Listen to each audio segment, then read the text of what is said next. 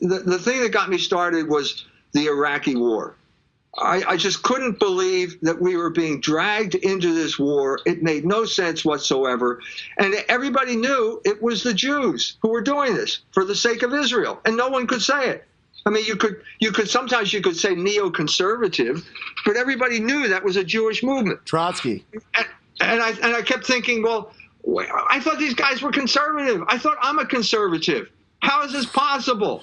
You know, well, you can't deal with it politically. You have to deal with it theologically. And so what's the connection? Irving Kristol, Wolfowitz, the father of neoconservatism, well, he's a Trotskyite. Well, that's the opposite end of the political spectrum. From the 30s to the 80s, he goes 180 degrees, and nobody can understand what's going on because no one can use the word Jew.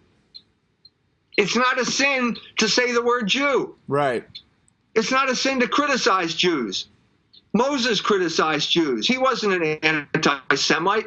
Jesus Christ criticized Jews, and he couldn't commit any sin. So if we're followers of Jesus Christ, we have the freedom to criticize Jews.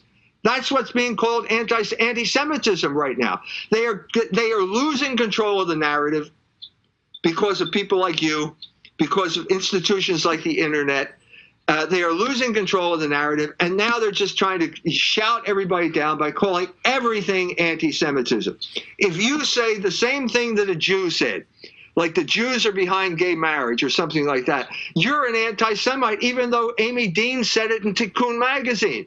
This is intolerable. It's intolerable, and men of goodwill have to stand up and say, no, we're not going to take it anymore. Yes. It's not a sin to criticize Jews. You have to tell the truth. There's no way of getting around it. There's no point using euphemisms. There's no point. You just have to address the situation as truthfully as possible, and then hope that it catches on, and then let's see what happens. I think we've made great strides here. I think we as Americans are really an inspiration to the rest of the world, especially Europe. I have lots of contacts in Germany. They're scared to death in Germany. They have hate crimes legislation in Germany. They've been totally intimidated, totally whipped into submission. And oftentimes they get angry at you when you bring this up. But the other side of the coin is that we are not going to go to jail. Okay? If you say, the Jews are behind gay marriage, you're not going to go to jail. And Trump can do all sorts of things about anti-Semitism. You're not going to go to jail.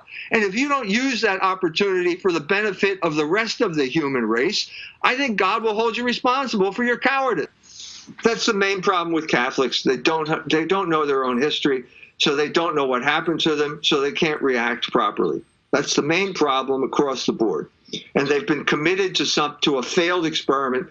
This thing called Catholic-Jewish dialogue has been a disaster for the past going on 70 years now, 60 years, 65 to the present. It's been a disaster because it is a negation of the gospel.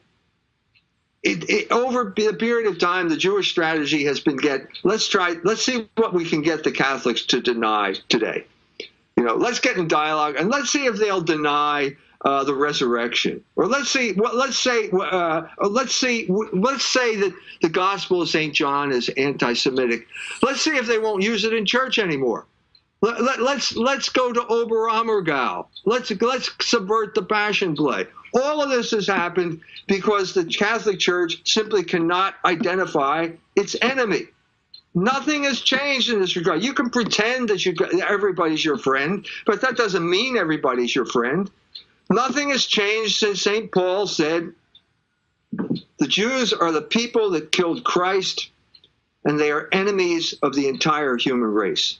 That is what we believe as Catholics. That is what the Scripture says. That is our faith. Okay?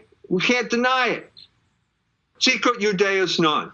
It was the position of the church for about 1,500 years. After the Roman Empire collapsed, the church had to take over the administration of the social order in Europe. And they realized almost immediately that Jews are a problem. They are involved in every single revolutionary movement. All of the heresies, the Arian heresy was basically promoted by Jews to destroy the church. They finally came up with a modus vivendi. No one has the right to harm the Jew, but the Jew doesn't have a right to destroy your culture either. And so between the two of those things, you can work out something. Now, I said this in the Jewish Revolutionary Spirit. I was immediately called an anti-Semite for taking this topic on. Okay. Right. Now, I kept saying, look, I said no one has the right to harm the Jew. Okay. Didn't you hear me? I said that. Every time I say it, I get censored. I get banned. So you know what happened? They banned the message. And so as a result, that message did not get out. And as a result, some guy in Pittsburgh walked into a synagogue with a rifle and started shooting Jews.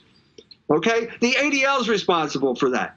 They are responsible for causing this violence because they are responsible for suppressing discussion. Okay? It's that simple.